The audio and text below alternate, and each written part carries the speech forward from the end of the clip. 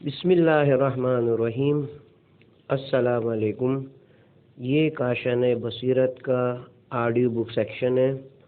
ہم جو کتاب ریکارڈ کر رہے ہیں اس کا نام ہے محرمت اسلام، تالیف حجت الاسلام سید محمد حسینی بہارنچی، ترجمہ محمد حسن جعفری صاحب اور تہذیب و تدوین رضا حسین رضوانی صاحب نے کی ہے۔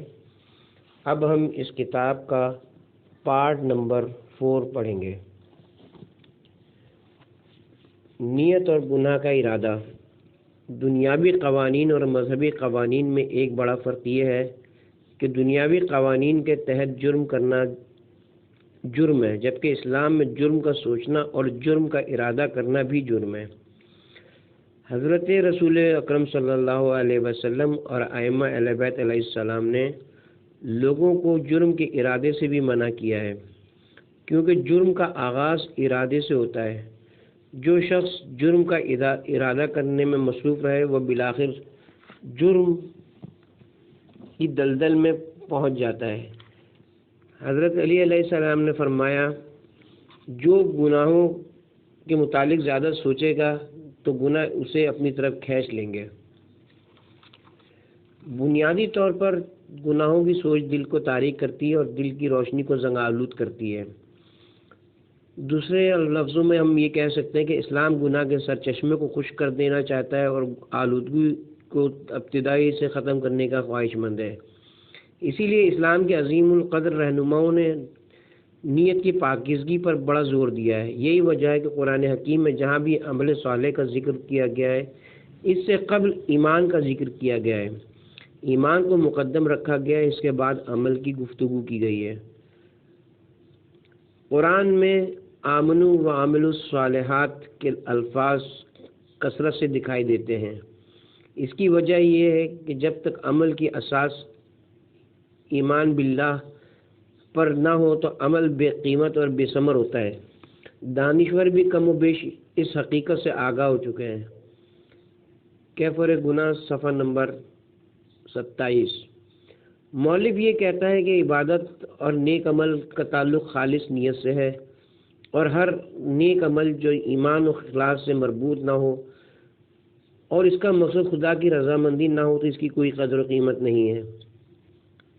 اگر کوئی نیک عمل خدا کی بجائے کسی دوسرے کی خوشنودی کے لیے ہو تو وہ عمل شرک آمیز بن جاتا ہے اور اصطلاح شریعت میں ریا کہلاتا ہے، اور ریاکاری پوشیدہ قسم کا شرک ہے اور انتہائی خطرناک ہے۔ قرآن کریم اور ہادیان دین کے فرامین میں نیت کو ہر عمل کی اساس کے طور پر متعارف کرایا گیا ہے۔ اللہ تعالیٰ نے قرآن کریم میں فرمایا، آپ کہہ دیں کہ ہر شخص کے عمل کی قدر و قیمت اس کی نیت پر منحصر ہے۔ تمہارا پروردگار بہتر جانتا ہے کہ تم میں سے کون زیادہ ہدایت یافتہ ہے، کیونکہ نیت کا حال اللہ کو ہی معلوم ہے۔ سورہ بنی اسرائیل آیت نمبر 83۔ معصومین کی احادیث میں بارہا یہ بات سمجھائی گئی ہے کہ عمل کی اصل قدر و قیمت نیت ہی ہے۔ نبی اکرم صلی اللہ علیہ وآلہ وسلم نے فرمایا، اعمال کا دار و مدار نیت پر ہے، ہر شخص کو اس کی نیت کا اجر ملے گا۔ شیخ طوسی تہذیب الاحکام جلد نمبر 4 صفحہ نمبر 186۔ امام جعفر صادق علیہ السلام نے فرمایا ہے، نیت عمل سے افضل ہے، آگاہ رہو کہ نیت ہی عمل ہے۔ پھر آپ نے آیت پڑھی، آپ کہہ دیں کہ ہر شخص کے عمل کی قدر و قیمت اس کی نیت پر موقوف ہے۔ کافی جلد نمبر 2 صفحہ نمبر 16۔ اللہ تعالیٰ نے سورہ مبارکہ بینہ کی آیت نمبر 5 میں ارشاد فرمایا ہے، انہیں بس یہی حکم دیا گیا تھا کہ اخلاص قلب کے ساتھ اللہ کی عبادت کریں۔ امام علی رضا علیہ السلام فرماتے ہیں، اس شخص کے لیے خوش بختی ہے جو اپنی عبادت اور دعا کو خالص خدا کے لیے بجا لائے، اور جو کچھ اس کی آنکھیں دیکھیں ان میں اپنے دل کو نہ لگائے، اور جو کچھ اس کے کان سنے اس کی وجہ سے ذکر خدا کو نہ بھولے۔ کافی جلد نمبر 2 صفحہ نمبر 16۔ نیک نیتی اور بد نیتی۔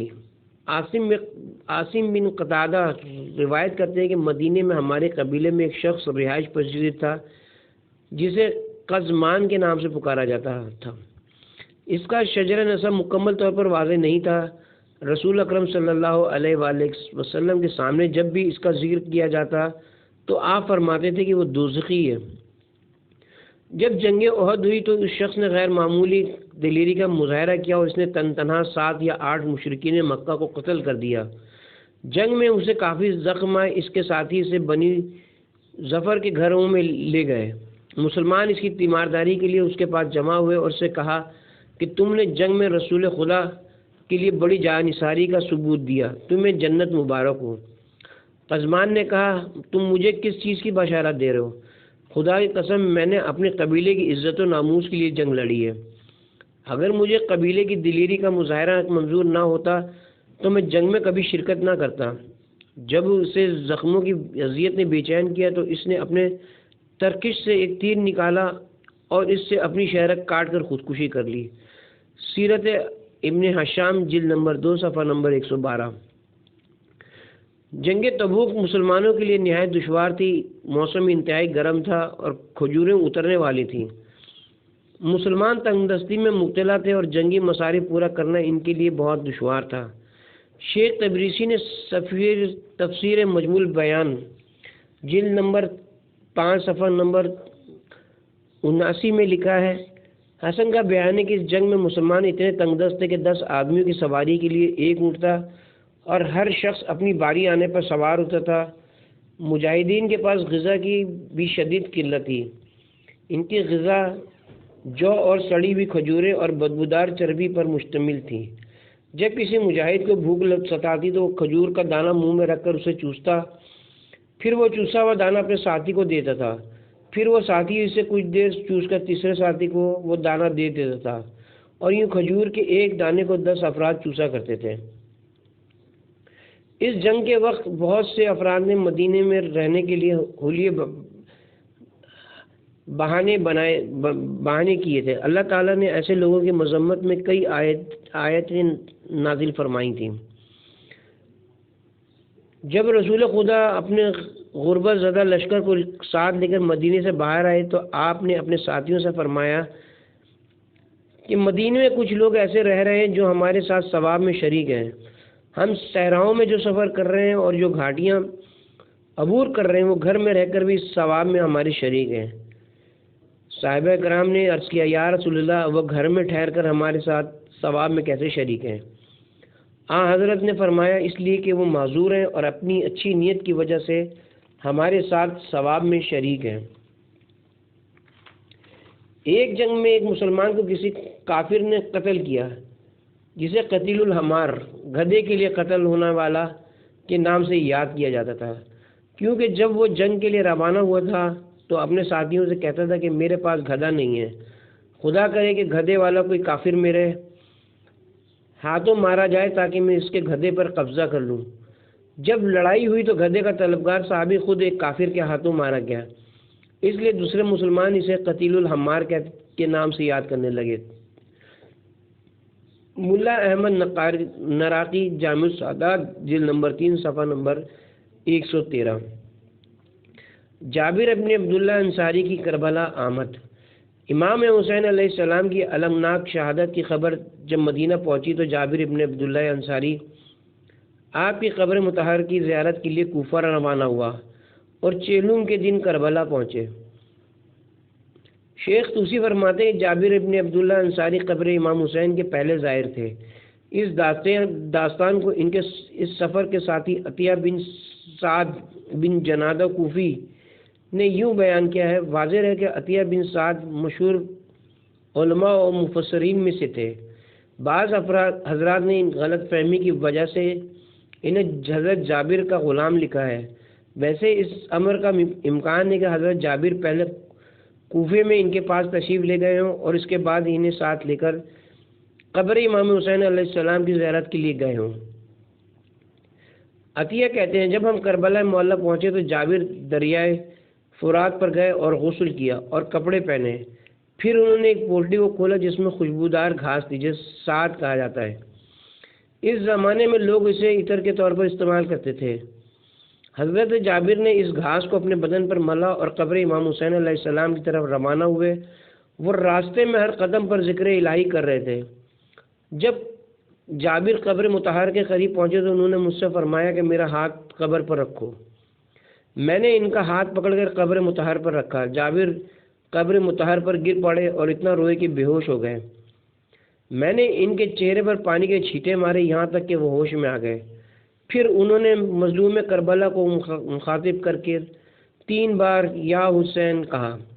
پھر کہا حسین تم اپنے دوستوں کا جواب کیوں نہیں دیتے؟ پھر انہوں نے اپنے آپ کو مخاطب کر کے کہا میں جانتا ہوں آپ مجھے جواب نہیں دیں گے کیونکہ آپ کی گردن کی رگیں کٹ چکی ہیں اور آپ کے جسم و سر میں جدائی ڈال دی گئی ہے۔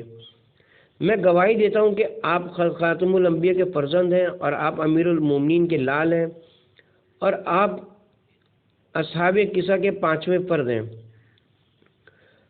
عطیہ کہتے ہیں کہ پھر انہوں نے قبر مطہر کے گرد پیش آنکھوں کو گردش دی اور شہدائے کربلا کو مخاطب کر کے کہا آستانہ حسین میں اترنے والی پاکیزہ ارواح تم پر سلام ہو، حسین کی بارگاہ میں آنے والی ارواح تم پر سلام ہو۔ میں گواہی دیتا ہوں کہ آپ لوگوں نے نماز قائم کی اور زکوٰۃ دی اور نیکی کا حکم دیا اور آپ نے برائی سے روکا اور آپ لوگوں نے ملحدین سے جہاد کیا۔ آپ نے اللہ تعالیٰ کی عبادت کی یہاں تک کہ آپ لوگوں کو موت آ گئی۔ اس ذات کی قسم جس نے محمد کو حق کے ساتھ نبی بنا کر بھیجا ہے، جس امر میں آپ داخل ہوئے ہیں اس میں ہم بھی آپ کے ساتھ شریک ہیں۔ عطیہ کہتے ہیں کہ میں نے ان سے کہا ہم بھلا ان کے ساتھ کیسے شریک ہو سکتے ہیں جبکہ ہم نے ان کے ساتھ راستوں کے نشیب و فراز عبور نہیں کیا اور ان کے ہم رکاب ہو کر نہیں لڑے۔ یہ لوگ تو شہید ہوئے ہیں، ان کے گلے کٹ گئے ہیں، ان کی اولاد یتیم ہوئی اور ان کی عورتوں کے سہاگ نہیں رہے۔ حضرت جابر نے مجھ سے فرمایا اے عطیہ میں نے اپنے حبیب رسول اللہ صلی اللہ علیہ وآلہ وسلم کو یہ فرماتے ہوئے سنا ہے کہ جو شخص کسی قوم سے محبت کرے گا اور اس کے ساتھ مشہور کیا جائے گا اور جو شخص کسی قوم کے عمل سے محبت رکھے گا وہ بھی اس کے عمل میں شریک کیا جائے گا۔ اس ذات کی قسم جس نے محمد کو حق کے ساتھ نبی بنا کر بھیجا ہے، میری اور میرے ساتھیوں کی سوچ وہی تھی جس راستے پر حسین اور اصحاب حسین چلے ہیں۔ جی ہاں، کسی کے گناہ پر راضی ہونے والوں کو بھی اسلام اس گناہ میں برابر کا شریک قرار دیتا ہے۔ حضرت علی علیہ السلام سے منقول ہے کہ آپ نے فرمایا خوشی اور ناخوشی ایسی چیز ہے لوگوں کو ایک مقام پر جمع کرتی ہے یا انہیں ایک دوسرے سے جدا کرتی ہے۔ جو شخص کسی کام پر خوش ہو تو وہ اس کام میں داخل ہوتا ہے اور جو کسی کام پر ناخوش ہو وہ اس سے خارج ہو جاتا ہے۔ امام احمد بن ابی عبداللہ برقی کتاب المحاسن صفحہ نمبر 262۔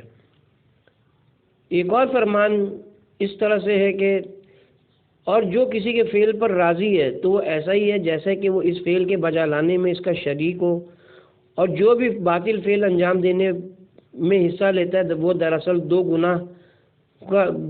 گناہوں کا ارتکاب کرتا ہے، پہلا گناہ کرنا اور دوسرا گناہ پر راضی ہو جانا۔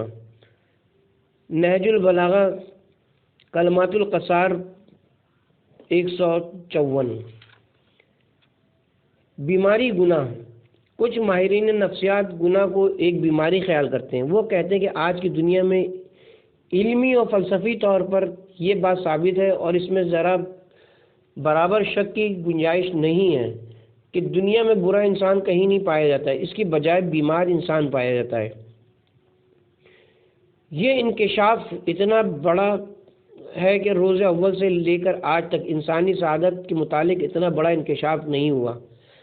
مطلب یہ کہ جس دن تمام انسان اس انکشاف کو تسلیم کر کے گناہ کو بیماری سمجھ کر اس کا روحانی علاج تلاش کریں گے، اس دن دنیا کے دلدر اور بدبختیاں، دشمنیاں، خواہ مخواہ کی مقابلہ بازی خود بخود ختم ہو جائے گی۔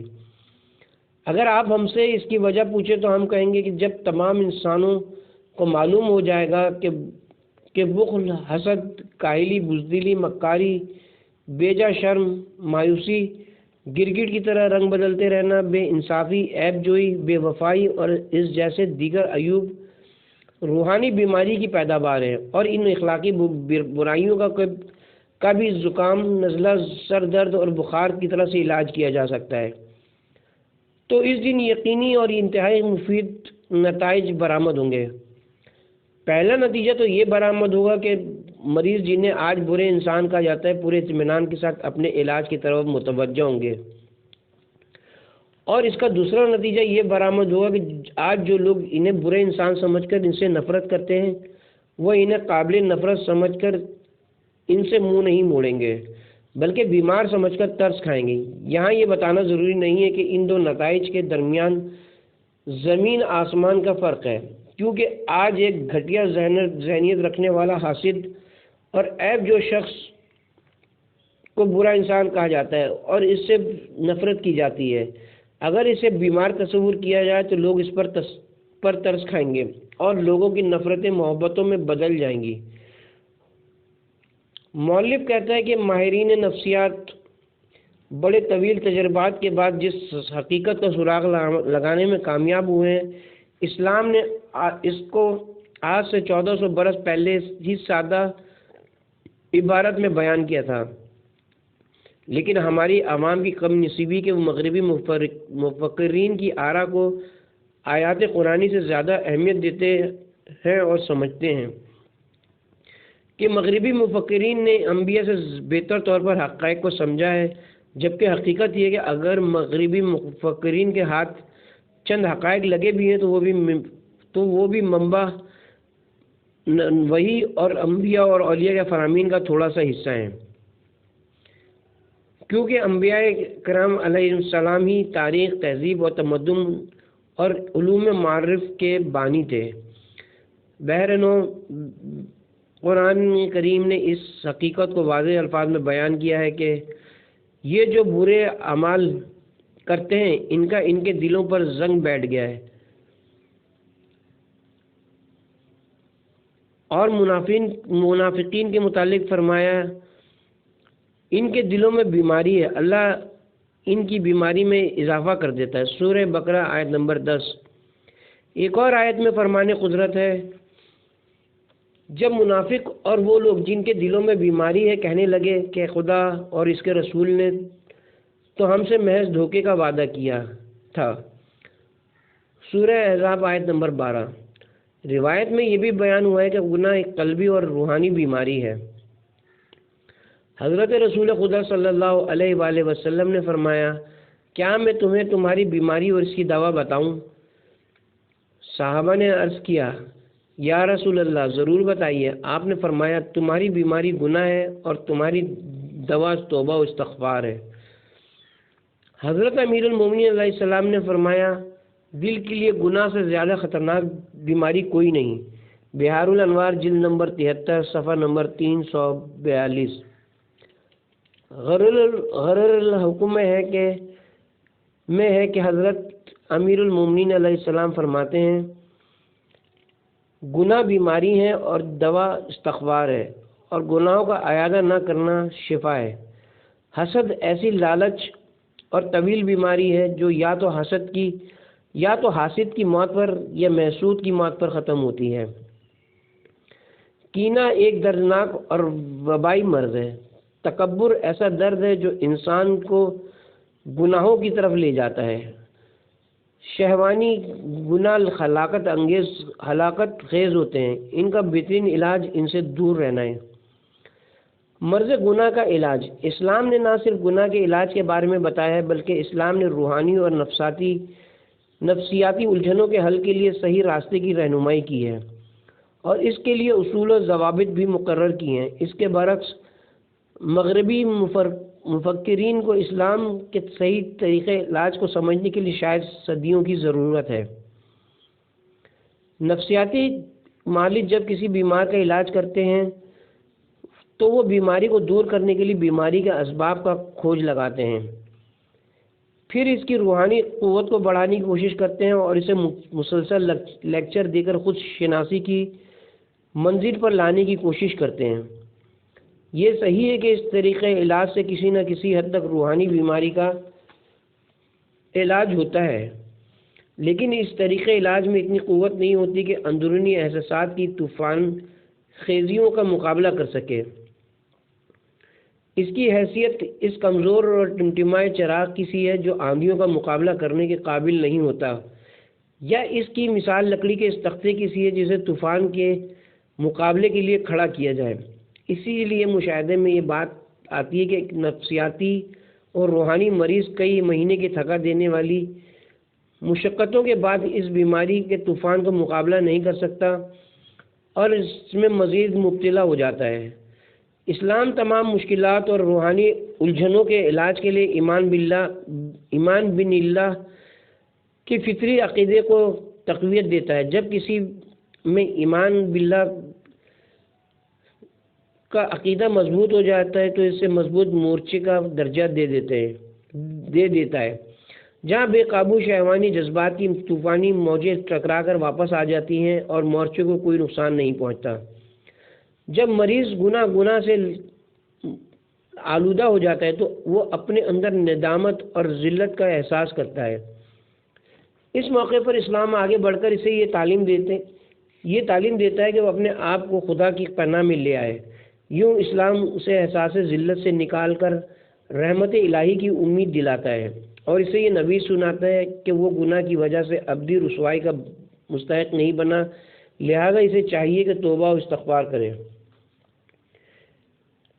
اس مرحلے کے بعد اسلام اس کی مزید روحانی و نفسیاتی مدد کرتا ہے اور اس میں گناہ چھوڑنے کے ارادے کو پیدا کرتا ہے اور ترک گناہ کے ارادے کو تقویت بخشتا ہے۔ اس موقع پر ہم حضرت علی علیہ السلام کا یہ فرمان دوبارہ نقل کرتے ہیں۔ حضرت کا یہ فرمان اتنا واضح ہے کہ اس کی تشریح کی ضرورت ہی نہیں ہے۔ اس مسئلے کو اللہ تعالیٰ نے قرآن مجید میں یوں بیان فرمایا ہے: جب ان لوگوں سے کوئی کھلا گناہ ہو جاتا ہے یا وہ اپنے اوپر ظلم کر بیٹھتے ہیں تو اللہ کو یاد کر کے اس سے اپنے گناہوں کی بخشش مانگتے ہیں، اور اللہ کے سوا گناہ بخش بھی کو کون سکتا ہے، اور جان بوجھ کر اپنے کیے پر اصرار کرتے ہیں اور جان بوجھ کر اپنے کیے پر اصرار نہیں کرتے۔ سورہ آل عمران آیت نمبر 135۔ اسلام کے عالی قدر رہبروں کی تعلیم یہ ہے کہ گناہ ایمان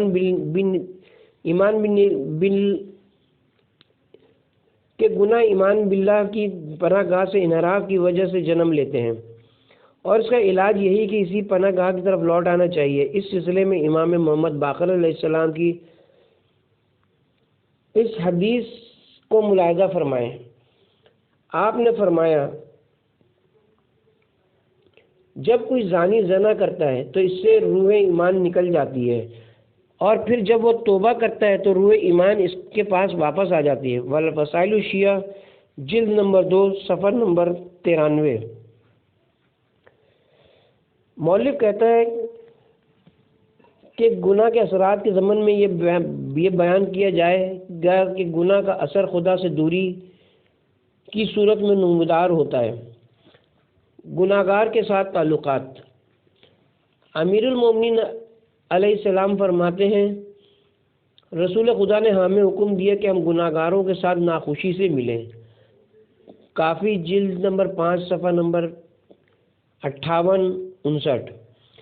پیغمبر اسلام سے روایت ہے کہ آپ نے فرمایا: گناہ سے نفرت کی کم سے کم حد یہ ہے کہ انسان گناہگاروں کے ساتھ ناخوشی سے ملاقات کرے۔ شیخ طوسی تہذیب الاحکام جلد نمبر 6 صفحہ نمبر 176۔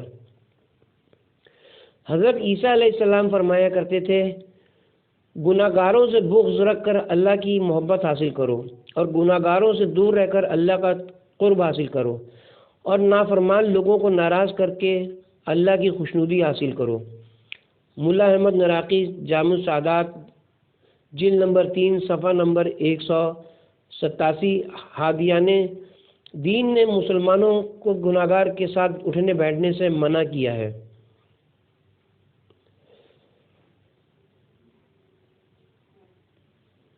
حضرت رسول اکرم صلی اللہ علیہ وسلم نے فرمایا: انسان اپنے دوست اور ساتھی کے دین پر ہوتا ہے۔ کافی جلد نمبر 4 صفحہ نمبر 83۔ حضرت علی نے حارث ہمدانی سے فرمایا تھا فاسقوں کی صحبت سے بچے رہنا، کیونکہ برائی کی طرف بڑھا کرتی ہے۔ نہج البلاغہ مکتوب صفحہ نمبر 69۔ گناہگار سے دوستی۔ ابو ہاشم جعفری بیان کرتے ہیں کہ امام علی نقی علیہ السلام نے مجھ سے ارشاد فرمایا، میں دیکھ رہا ہوں کہ تم عبد الرحمن بن یعقوب کے ساتھ اٹھتے بیٹھتے ہو۔ میں نے عرض کیا کہ وہ میرا ماموں ہے۔ آپ نے فرمایا کہ وہ خدا کے بارے میں نازیبا باتیں کرتا ہے اور خدا کو جسم و جسمانیت سے متصف مانتا ہے، لہٰذا تم کو اختیار ہے، چاہو تو ہمیں چھوڑ دو اور اس سے تعلقات رکھو، چاہو تو اسے چھوڑ کر ہمارے ساتھ رہو۔ میں نے عرض کیا کہ مولا اس کی باتیں اس کے ساتھ ہیں، میں تو اس کے نظریات کا پرچار نہیں کرتا، اس کی باتیں اور نظریات بھلا مجھے کیا نقصان پہنچا سکتے ہیں؟ آپ نے فرمایا کیا تمہیں یہ خوف نہیں کہ اس پر خدا کا عذاب نازل ہو اور تم اس کے ساتھ بیٹھے ہوئے ہو اور تم بھی اس عذاب کی لپیٹ میں آ جاؤ؟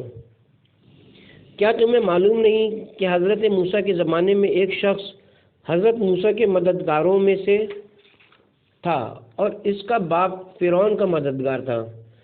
جب فرعون حضرت موسیٰ کے تعاقب میں روانہ ہوا تو حضرت موسیٰ کا ساتھی اپنی جماعت کو چھوڑ کر اپنے باپ کو نصیحت کرنے کے لیے فرعون کے لشکر میں چلا گیا اور اپنے باپ سے بولا کہ جلدی کرو، اب بھی وقت ہے، فرعون کے لشکر کو چھوڑ کر حضرت موسیٰ کی جماعت میں شامل ہو جاؤ۔